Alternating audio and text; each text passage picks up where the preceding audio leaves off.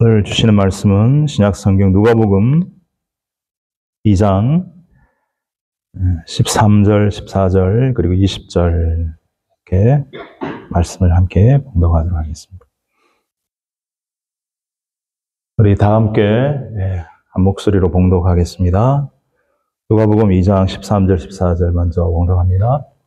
호련히 수많은 천군이 그 천사와 함께 하나님을 찬송하여 이르되 지극히 높은 곳에서는 하나님께 영광이요 땅에서는 하나님이 기뻐하신 사람들 중에 평화로다 하니라. 아멘. 20절입니다.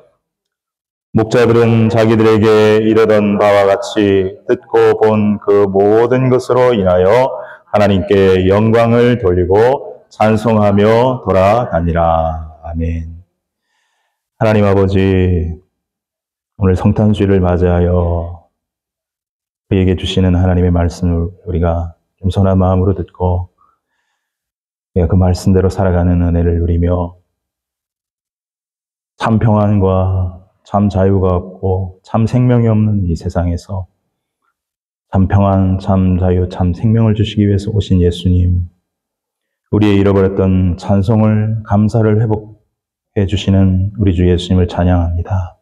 오늘도 겸손히 말씀을 듣고 말씀의 은혜 속에서 또 이 말씀의 은혜로 또 한 주간을 승리하는 우리 모두가 되게 하여 주시옵소서. 예수님의 이름으로 감사하며 기도하옵나이다. 아멘. 할렐루야. 먼저 2024년 성탄주일을 맞아 우리의 참 구원자 되시는 예수님의 은혜와 사랑이 여러분 모두에게 충만하시기를 바랍니다. 우리 기독교를 흔히 십자가의 종교라고 합니다.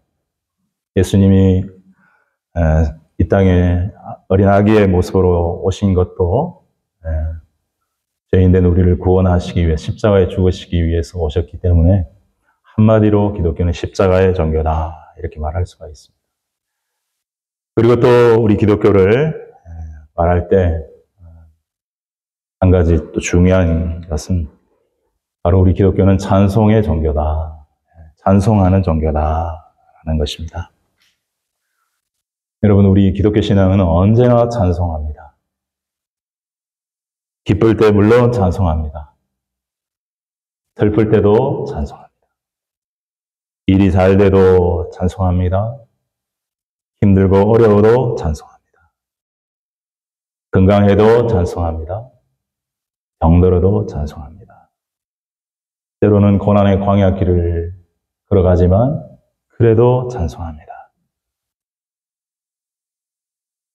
여러분, 만약 우리의 신앙생활이나 예배에 이 찬송을 제거한다면 어떻겠습니까? 얼마나 몸이 건조할까 하는 생각을 해봅니다. 이렇게 기독교는 찬송의 종교입니다. 바로 오늘 우리가 기념하는 성탄주일도 찬송과 아주 관련이 깊습니다. 아기 예수님께서 이 땅에 태어나자 하나님은 목자에게 천사를 보내 그 소식을 고지했고 이어서 천군 천사를 보내서 영광스러운 찬양들을 조성하여 찬양하게 했습니다. 아기 예수 탄생을 찬양하고 기뻐하고 그 일을 이루신 하나님께 감사와 영광을 드리는 찬송을 하게 했습니다. 저는 성탄절 하면 이 찬송에 대한 추억을 가지고 있습니다. 제가 제 일생에 처음으로 교회를 나간 것이 1986년 8월 여름 방학 때부터였는데 교회에 처음으로 성탄절을 맞이하게 되었습니다. 그때 교회에서 지금은 그런 걸 잘 안 하는 것 같은데 뭘 했었냐면은 새벽송이라는 것을 했습니다. 새벽송. 새벽송이 뭐냐면은 크리스마스 이브에 청소년들이나 청년들이 모여서 밤을 새고 함께 즐겁게 놀고 얘기하고 한 새벽 5시쯤 돼서 교회에 가까운 성도들이 집을 방문하여 그 대문 앞에서 성탄절 찬송을 부르는 것입니다. 제가 기억하기로 그때 기쁘다 구주 오셨네와 참 반가운 성도여 이 두 곡을 교회에서 이렇게 연습을 몇 번 하고 나가서 힘차게, 그러나 주변 사람들 너무 시끄럽지 않게 찬송을, 저는 뭣도 모르고 그때는 아직 예수님을 인격적으로 만나기 전이었기 때문에 뭐는 뭔지는 몰랐지만 뭐 좋은 것 같아서 우리 친구들도 거기 있고 해서 중고등부 한 4, 50명이 함께 찬양하러 동네, 우리 읍내에 남해읍 교회였는데 남해읍 동네에 한 10몇 군데 이렇게 찬양을 하러 돌아다녔던 기억이 납니다.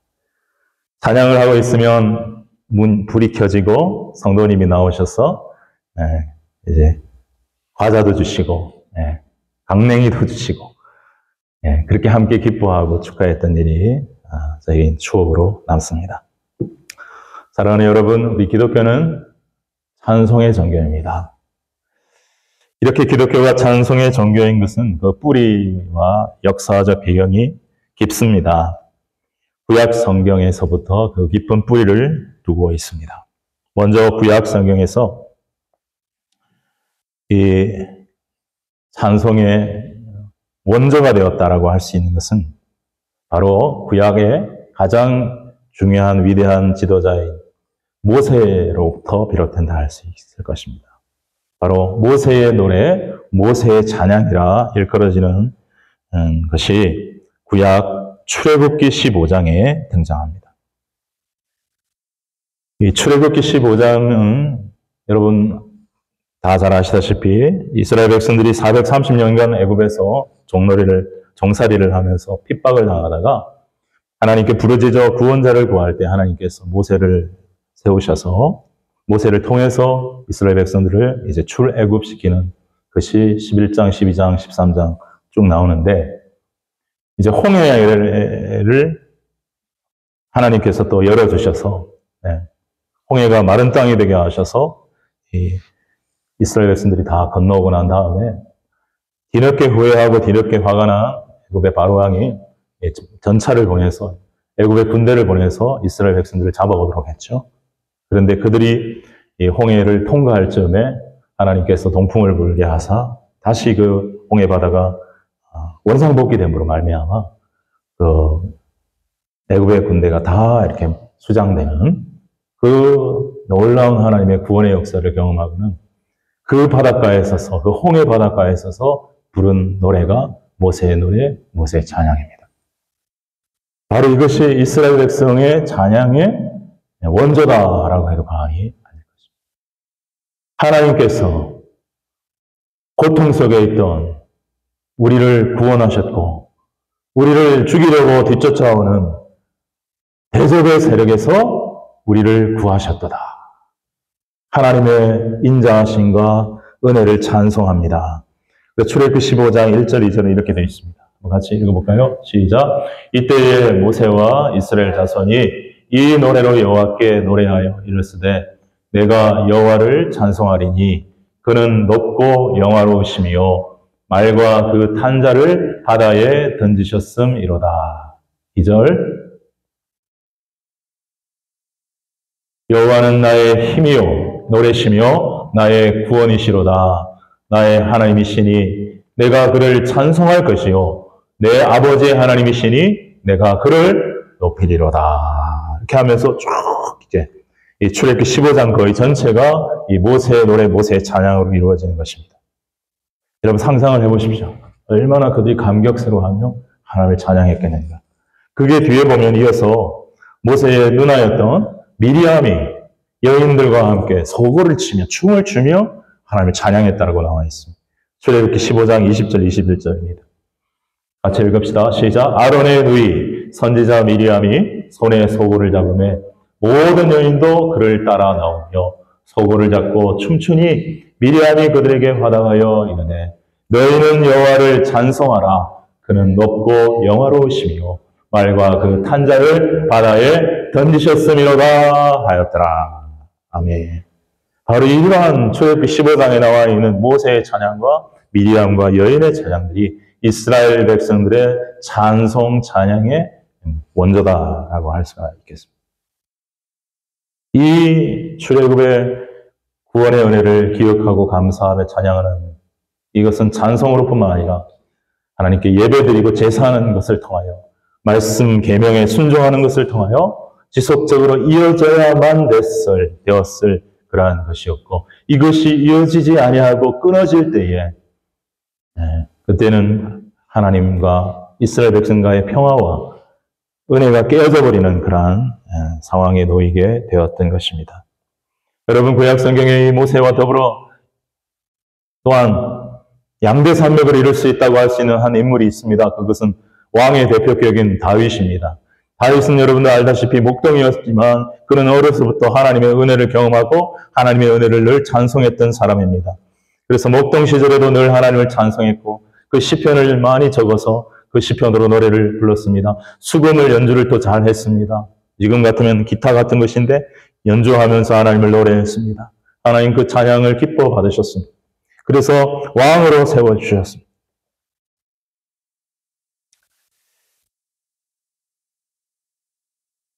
바로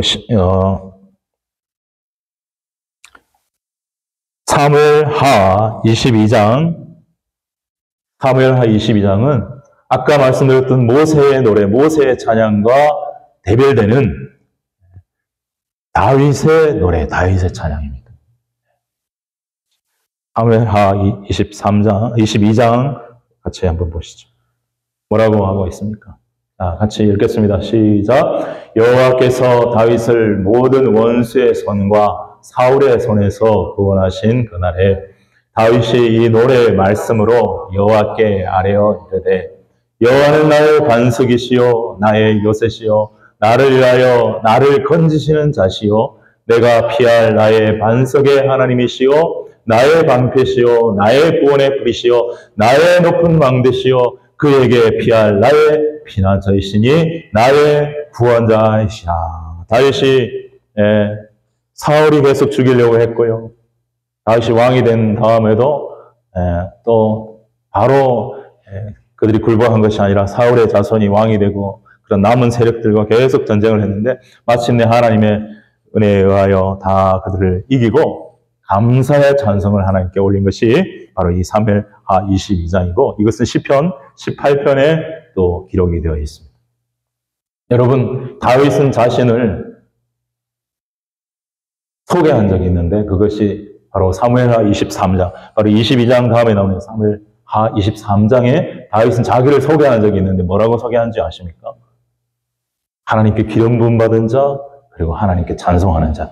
같이 한번 보시죠. 23장 1절입니다. 시작. 이는 다윗의 마지막 말이라. 이새의 아들 다윗이 말하며 높이 세워진 자, 야곱의 하나님께로부터 기름 부음 받은 자, 이스라엘의 노래 잘하는 자가 말하노라. 그래요. 다윗은 하나님이 선하고 낮은 목동이었던 자기를 선택하셔서 높이 세워주셨다는 것을 너무나 잘 알고 있습니다. 그리고 하나님께로부터 기름 부음을 받았다는 것. 그래서 하나님께 모든 영광과 존귀를 올려드려야 한다는 것을 알고 있었던 사람이었고, 그가 또한 이스라엘의 노래는 하나님을 찬양하는 모세의 노래의 전성을 이어받는 것입니다. 바로 하나님 찬양하고 하나님을 영광을 노래하는 그 노래를 열심히 하고 잘하는 것을 자기가 늘 생각하고 있었어요.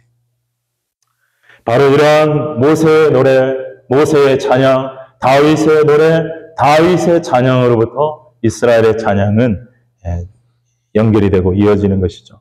또한 우리가 읽고 있는 구약 성경 시편은 150편으로 되어 있는데 그 시편 자체가 시이면서 찬송입니다. 이스라엘 백성들이 시편을 가지고 하나님을 찬송을 했습니다. 우리가 잘 아는 시편 22편 3절에 보면 이렇게 말씀하고 있어요. 이스라엘의 찬송 중에 계시는 주여, 주는 거룩하시니이다. 하나님은 찬송을 기뻐하신다고 말씀하고 있습니다. 그 찬송 중에 하나님이 임재하신다라고 말씀을 하고 있습니다. 시편 148편에는 어떤 말씀이 나오냐? 하나님의 피조한 모든 피조물들은 다 하나님을 찬양해야 된다고 말하는 것입니다. 단지 우리의 인생만이 아니라 천사들부터 시작해서 우리 한번 읽어보실까요? 148편 1절, 3절, 10절, 13절 읽어보겠습니다. 시작. 할렐루야. 하늘에서 여호와를 찬양하며 높은 데서 그를 찬양할지어다. 그의 모든 천사여 찬양하며 모든 군대여 그를 찬양할지어다. 해와 달아 그를 찬양하며 밝은 별들아 다 그를 찬양할지어다. 심지어 저 천사뿐만 아니라 해와 달도 별들도 하나님을 다 찬양하라라고 선포하고 있습니다. 10절 13절입니다. 읽습니다. 짐승과 모든 가축과 기른 것과 나는 새며 세상의 왕들과 모든 백성들과 고관들과 땅의 모든 재판관들이며 총각과 처녀와 노인과 아이들아 여호와의 이름을 찬양할지어다. 그의 이름이 홀로 높으시며 그의 영광이 땅과 하늘 위에 뛰어나심이로다. 짐승들도 찬양하라. 새도 찬양하라. 높은 사람도 찬양하라. 낮은 사람도 찬양하라. 나이 많은 이도 찬양하라. 어린 아이들도 찬양하라. 남자도 찬양하라. 여자도 찬양하라. 모든 사람들은 하나님을 찬양해야 한다. 왜냐? 그분이 우리의 창조주시며 우리의 구원자이시기 때문이다. 계속해서 이사야 6장에는 하나님을 찬양하는 천사의 모습을 본 이사야의 말씀이 나옵니다. 이사야 6장 같이 읽읍시다. 시작. 스랍들이 모시고 섰는데 각기 6날개가 있어 그 둘로는 자기의 얼굴을 가리었고 그 둘로는 자기의 발을 가리었고 그 둘로는 날며 서로 불러 이르되 거룩하다 거룩하다 만군의 여호와여 그의 영광이 온 땅에 충만하도다 하더라.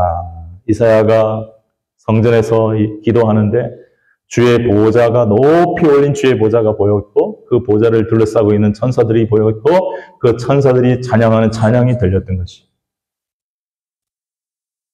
이렇게 구약 성경에는 하나님을 찬양하는 많은 내용들이 나와 있습니다. 그리고 그것은 신약 성경의 배경이 되고 뿌리가 되죠. 자, 우리 기독교가 찬송의 종교인 이유 가깝게는 신약적인 배경을 갖고 있는데 바로 그것은 앞에서도 말씀드렸지만 우리가 오늘 읽은 본문 예수님의 성탄을 축하하는 천사들의 찬양에서 신약 성경 찬송의 뿌리는 시작되었다 할 수 있습니다. 오늘 우리가 읽은 본문을 다시 한번 읽어보시죠. 누가복음 2장 13절 14절 시작. 호련히 수많은 천군이 그 천사들과 하나님을 찬송하여 이르되 지극히 높은 곳에서는 하나님께 영광이요 땅에서는 하나님이 기뻐하시는 사람들 중에 평화로다 하니라. 예. 목자들이 들에서 양을 치는데 천사가 와서 온 백성에게 미칠 구원의 큰 기쁜 소식을 전하노라. 오늘 다윗의 집에 구주가 나셨어. 부유에 누인 아기가 표적이 될 것이다. 가보아라. 그때 갑자기 하늘에서 천군 천사가 임해서 이 놀라운 찬양 하나님께 영광이요 땅에는 평화로다. 예수 그리스도를 통해서 진짜 하나님이 영광 받으시는 시대가 이제 펼쳐지게 되었고 이 아기 예수 그리스도를 통해서 진짜 평화를 누리는 시대와 세상이 열리게 되었다. 기뻐하고 찬양. 그러나 사실 아직도 평화와는 거리가 먼 우리 이 세상의 모습을 우리는 볼 수 있지만 어쨌든 예수님을 통해서 참된 하나님의 영광과 우리 인생을 향한 평화가 시작된 것을 이 천사들을 통해서 찬양하게 했습니다. 여러분 이것은 수많은 사람들에게 영감을 줬고 특별히 수많은 음악가들에게 하이든, 핸델, 바하 수많은 음악가들에게 영감을 줘서 대작들을만 할렐루야 같은 노래 엄청난 영감을 주었어요. 여러분은 지구 역사상 최대의 사건이에요. 예수님이 오신 사건, 그가 죽으시고 부활하신 사건, 최대의 사건. 이제 천사들이 가르쳐준 대로 베들레헴 말구역간에 누워있는 아기를 보고 목자들이 그 천사들이 해준 말을 그 요셉과 마리아에게 이야기를 해줍니다. 그리고 성경에 나와 있지 않지만 제 추측컨대 하늘의 그 영광스러운 천군과 천사들이 찬양한 그 찬양의 내용도 이야기해 주었을 것입니다. 자, 이렇게 목자들은 그 아기를 경배하고 동방박사들이 준비했던 그 예물 같은 예물을 미처 드리지 못했지만, 준비 못했을 뿐만 아니라 그들은 가난했어. 준비 못했지만 그들은 감사한 마음, 감격한 마음을 가지고 20절입니다. 20절 읽읍시다. 시작. 목자들은 자기들에게 이름든 바와 같이 듣고 본 모든 것으로 인하여 하나님께 영광을 돌리고 찬송하며 돌아가니라. 그 마음에 정말 놀라움과 감격과 기쁨과 감사를 가지고 구세주가 오셨구나. 메시아가 오셨구나. 드디어 우리를 구원할 메시아가 오셨구나. 여러분, 수많은 직업 중에 목자에게 천사가 나타나 메시아의 단생을 알려준 것을 어떤 분들은 이렇게 해석하기도 합니다. 장차 예수님이야말로 죄악 가운데 헤매이는 양들인 우리 모두를 생명과 진리와 영원한 천국으로 인도할 참 목자이시기 때문에 바로 목자들을 통해서 예수님 태어났다는 것을 알려주었다. 그 말씀도 일리가 있는 것 같습니다. 여러분, 아마 이것도 제 추측이긴 하지만 이 목자들은 이 놀랍고 감격스러운 장면을 보고 가만히 있을 수가 없었을 것입니다. 입을 다물고 있을 수가 없었을 것입니다. 만나는 사람들마다 외쳤을 것입니다.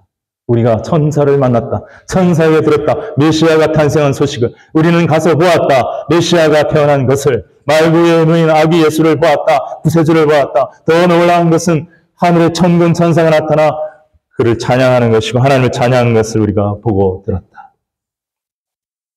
그것이 신약 성경의 찬송의 원조라고 해도 과언이 아닐 것입니다.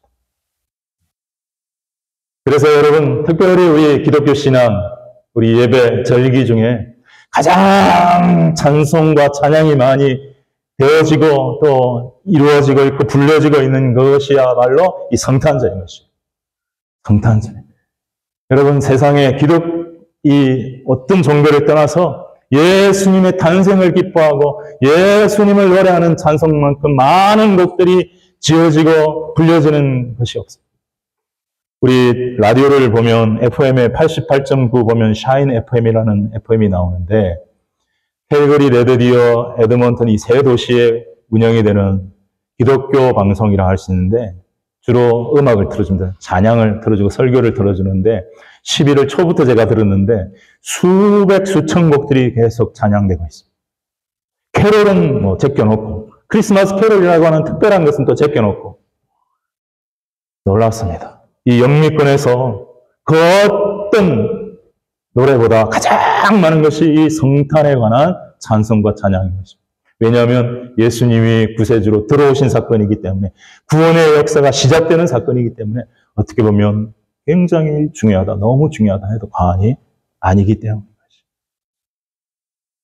그래서 어떤 교회에서는 성탄절날은 아예 설교는 조금 하고 성경 좀 읽고 찬송만 하고 칸타타 하는 교회를 본 적도 있습니다. 여러분, 그런데 제가 이번에 말씀을 묵상하면서 한 가지 은혜 받고 깨달은 것은 예수님이 중요한 생애를 보낼 때마다 꼭 찬송이 연관이 되어 있더라 하는 것을 알게 되었습니다. 예수님이 이 땅에 오셨습니다. 육신의 몸을 입고 이 세상에 오셨습니다. 말씀이 육신이 되어 오셨습니다. 이 세상에 입성하셨습니다. 찬송이 울려 퍼졌습니다. 천사를 통해, 목자들을 통해 조금 뒤에 일주일 뒤에 가면 시몬이 아기 예수를 안고 찬송을 합니다. 찬송이 울려 퍼집니다. 그리고 또 하나 중요한 예수님의 일생에 있어서 예수님이 십자가에 죽으시러 예루살렘에 입성하는 때에 호산나 호산나 찬송이 있었습니다. 누가복음 19장 37절 38절 시작. 이미 감람산 내리막길에 가까이 오심에 제자의 온 무리가 자기들이 본 바 모든 능한 일로 인하여 기뻐하며 큰 소리로 하나님을 찬양하여 이르되 찬송하리로다. 주의 이름으로 오시는 왕이여 하늘에는 평하여 가장 높은 곳에서는 영광이로다. 종려나무 가지를 흔들면서 자기 겉옷을 걸어 깃바라게 펴고 예수 그리스도가 예루살렘에 입성하는 것을 기뻐하고 감사하고 찬양했던 노래. 찬송이 있었습니다. 그리고 마지막 6월절 만찬을 하였습니다. 예수님께서 의미심장한 말씀을 하셨습니다. 이 떡은 내가 너희를 위하여 주는 내 몸이다. 이 잔은 너희를 위하여 흘리는 내 피다. 제3을 위한 언약의 피다라는 깊은 의미심장한 말씀을 남겼습니다. 아직까지 제자들은 이해를 못했지만 관례에 따라 6월절 식사를 마치고 나면 시편을 찬양하는 관습에 따라 그들은 하나님을 찬양했다고 말씀하고 있습니다. 마태복음 26장 30절입니다. 시작. 이에 그들이 찬미하고 감람산으로 나아가니라. 여기에는 예수님도 포함되어 있었습니다. 십자가를 앞두고 예수님도 제자들과 함께 하나님을 찬양했습니다. 그리고 십자가에 죽으시고 부활하셨습니다. 40일 동안 계시면서 하나님 나라의 일에 대해서 말씀하셨고 제자들에게 성령에 대해서 약속해 주셨고 이제 하늘로 승천하시면서 제자들을 축복하십니다. 이 누가복음에 이러한 기록들이 잘 나와 있는데 누가복음은 특별히 기도와 찬송에 대해서 어떤 복음서보다 많이 기록하고 있는 복음서입니다. 누가는 의사로서 과학자로서 예리하게 그것을 캐치해야 되었습니다. 그리고 하나님 보좌 우편으로 승천하신 예수 그리스도를 바라보며 제자들이 예수님의 축복을 받고 예루살렘에 들어왔을 때 그들이 무엇을 했습니까? 누가복음 24장 51절 53절입니다. 시작. 축복하실 때에 그들을 떠나 하늘로 올려지시니 그들이 그에게 경배하고 큰 기쁨으로 예루살렘에 돌아가 늘 성전에서 하나님을 찬송하니라. 늘 성전에서 하나님을 찬송했다라고 말씀을 하고 있습니다. 승천하신 예수 그리스도를 바라보면서 다시 오실 예수님을 기다리면서 천국을 소망하면서 그들이 했던 일은 찬송하는 일이었다라고 누가는 말씀을 하고 있는 것이죠. 이렇게 예수님의 중요한 순간순간마다 찬송이 같이 있었다. 여러분 요한계시록 19장 11절에서부터는 예수님의 재림에 대해서 예언이 되어 있는데 이건 읽지 않겠습니다. 1절부터 5절 요한계시록 19장 1절부터 5절은 하늘에 찬송이 울려 퍼졌더라라고 말씀하고 있습니다. 예수님의 재림의 때에도 예수님의 중요한 사역의 순간순간마다 꼭 찬송이 함께 있었다. 사랑하는 여러분이요. 제가 이 말씀을 깨닫고 우리가 여전히 하고 있는 것이지만 우리도 우리의 인생에 있어서 중요하고 크고 작고 간에 중요한 의미 있는 그런 모든 날에는 당연히 우리가 하나님을 찬양하고 하나님께 영광 올려드려야 되는 것이 맞는 것이구나. 할렐루야.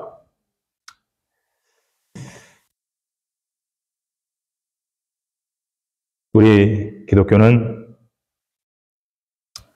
그래서 찬송하는 종교이고 초대교회는 하나님을 늘 찬양하는 찬양이 넘쳐났던 것입니다. 사도행전 2장 47절에 초대교회는 늘 하나님을 찬양하는 그러한 교회였고요. 심지어 감옥에 들어가서도 하나님을 찬양했습니다. 바울과 실라가 사도행전 16장에 보면은 매를 많이 맞고 감옥에 갇혔지만 하나님을 향해 기도하고 찬송함에 지진이 나고 옥문이 열리는 기적이 일어났다라고 말씀을 하고 있습니다. 요한계시록에도 보면 하늘나라의 예배는 거의 99% 찬양으로 이루어졌다. 이렇게 되어 있습니다. 여러분, 우리가 이 세상에 살 때는 하나님께 기도도 하고 설교도 필요하고 예배도 필요하겠지만 여러분 천국에 가면 기도가 이제 필요 없어요. 그렇잖아요? 설교를 하나님 영광이 다스리고 그 성령의 모든 역사가 눈에 확하게 보이는데 설교가 무슨 소용이에요? 그 하나님 나라에서는 오직 찬송과 찬양만이 필요한 것입니다. 여러분, 그래서 성경은 우리에게 날마다 늘 항상 하나님을 찬양하라 이렇게 말하고 있습니다. 히브리서 13장 15절 같이 한번 읽어보실까요? 시작. 예수로 말미암아 그러므로 우리는 예수로 말미암아 항상 찬송의 제사를 하나님께 드리자. 이는 그 이름을 증언하는 입술에 항상 누구로 말미암아? 예수로 말미암아. 오직 예수.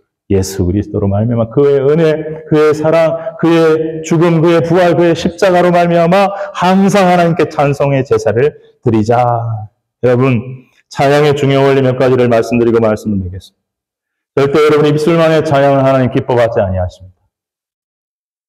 진정한 마음이 드려지는 찬양이어야 하는 것입니다. 골로새서 3장 16절 같이 한번 보실까요? 골로새서 3장 16절 같이 읽겠습니다. 시작. 그리스도의 말씀이 너희 속에 풍성히 가하여 모든 지혜로 피차 가르치며 권면하고 시와 찬송과 신령한 노래를 부르며 감사하는 마음으로 하나님을 찬양하라. 시와 찬송과 신령한 노래를 부르되 감사하는 마음으로 찬양하라.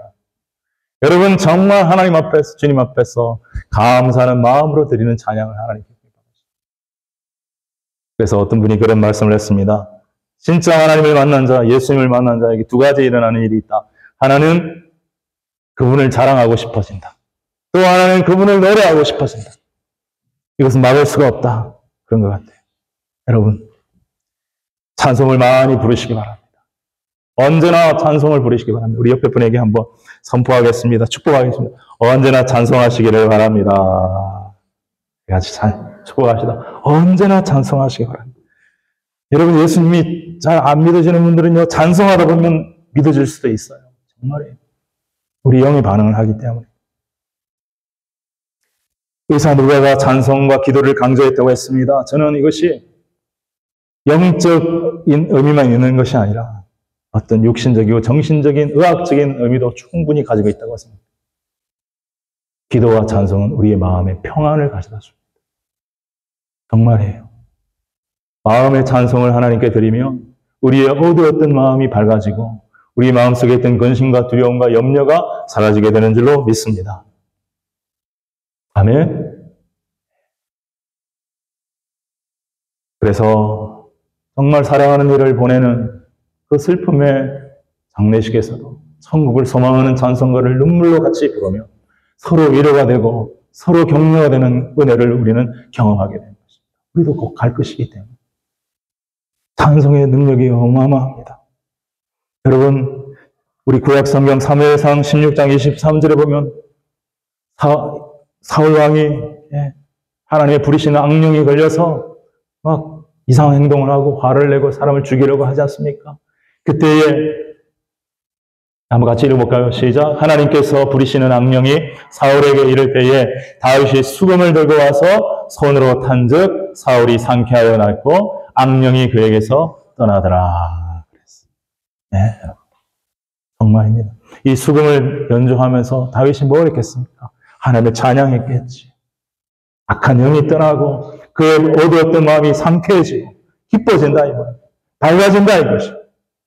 그러므로 여러분, 교회는 무엇보다도 거룩한 찬양 공동체로서 성령의 은혜를 받은, 예수의 은혜를 받은 무리들이 모여서 힘차게 찬양하는 거룩한 찬양 공동체. 찬양에 힘이 있고 찬양에 기쁨이 있고 찬양에 소망이 있는 그러한 거룩한 찬양 공동체가 진실한 교회의 모습 중에 중요한 모습인 줄로 확신합니다. 할렐루야! 여러분 찬양하세요. 저 아까 말씀드렸잖아요. 예수님 만나기도 전이지만 찬양이 좋았어요. 말씀 하나도 못 알아들었어요. 그러나 찬양이 좋았어요. 찬양으로 이끌렸어요. 그러면서 내 마음이 열렸어요. 찬양하면 행복해집니다. 찬양하면 마음의 평안이 옵니다. 왜 그렇습니까? 하나님이 우리를 찬송하는 존재로 우리의 인간의 창조의 목적이 찬송에 있기 때문입니다. 우리가 잘 아는 이사야 43장 21절 말씀 한번 보실까요?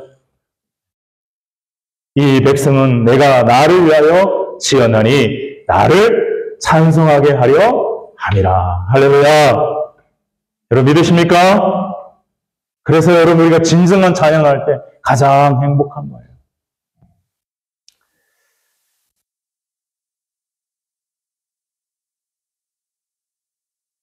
찬양하십시오. 많이 하십시오. 입만 뻥긋뻥긋 소리도 안 내고 찬양하지 마시고 소리도 내어서 찬양하시고 중요한 건 마음으로 찬양하십시오. 돌아가신 영락교회 한경진 목사님께서 미국 프린스턴 신학교에서 유학하실 때에 어떤 교수님의 간증을 듣고 설교에서 하신 말씀 간증인데 제가 설교 때 종종 예화로 말씀드리는 간증이 있습니다. 이분은 신학자로서 굉장히 지식이 많고 학문이 높았습니다. 그래서 학생들에게 존경을 받았습니다. 근데 이분은 체풀 때, 예배 때 우리 함께 찬양하지 않습니까? 근데 그 찬양을 별로 잘 안 했어요. 소리도 잘 안 내고. 입을 닫고 있었어요. 보면 알지 않습니까? 앞에서도 보면 알고, 옆에서도 보면 알고. 소리를 안 내요. 팔짱을 끼기도 하고. 근데 이분이 어느 날 갑자기 뜨겁게 찬양을 하더라는 거예요. 소리를 높여서 손을 들고 찬양을. 그래서 사람들이 놀래가지고, 아니, 교수님, 무슨 일이 있었습니까? 아, 예. 제가 좀 신기한 일을 경험했습니다. 제가 어느 날 꿈을 꿨는데, 꿈에 천국에 들어가게 되었습니다. 천성에 들어가게 되었는데, 문을 똑똑 두드리니까, 베드로 사도께서 문을 딱 열고 나오시면서, 아무개 박사 왔냐? 이러더라는 거예요. 아, 그래서 왔습니다. 그랬더니, 이 베드로 사도가 하는 말이, 자네는 아직 여기 올 때가 아니네. 그러는 거예요. 아니, 무슨 말씀이십니까? 너는 신학 박사고 신학은 깊게 연구해서 가르치는 줄 모르지만, 잘 가르치는지 모르지만, 너는 찬양할 줄 몰라. 당신 찬양을 못하면 천국 못 와. 천국은 찬양하는 곳이야. 가서 찬양 배워와. 이러더라는 거예요. 진짜예요. 그 문을 꽝 닫고 들어가 버리시더래요. 그래가지고, 안 돼요, 안 돼. 이러다가 잠에서 깬 거예요. 그때 이 박사는 깊이 무릎 꿇고 얘기했어. 자기가 알고 있는 그 지식이, 배우는 그 학기가 나를 교만하게 했구나. 그렇지. 내가 첫사랑 예수님 만났을 때에 정말 그 울면서 찬양했던 그 감격을 나 잃어버렸구나. 그러면서 눈물로 회개하고 그때부터 예배 때마다 혼자서도 그렇고 뜨겁게 찬양을 했던 거예요. 네. 여러분, 찬양하십시오. 찬양을 많이 부르시고 찬양을 틀어놓으십시오. 찬양을 들으십시오. 에베소서 1장에 보면 하나님께서는 믿는 우리를 구원하신 이유에 대해서 이렇게 말씀하십니다. 하나님이 창조하신 목적도 우리의 찬송을 하나님께 올려드리는 그 영광을 받으시기 위함이라 말씀하셨고, 우리에게 구원을 주시고 기업을 유업으로 주시고 모든 은혜를 다 주신 이유는 에베소서 1장을 읽어보세요. 오늘 집에 가서.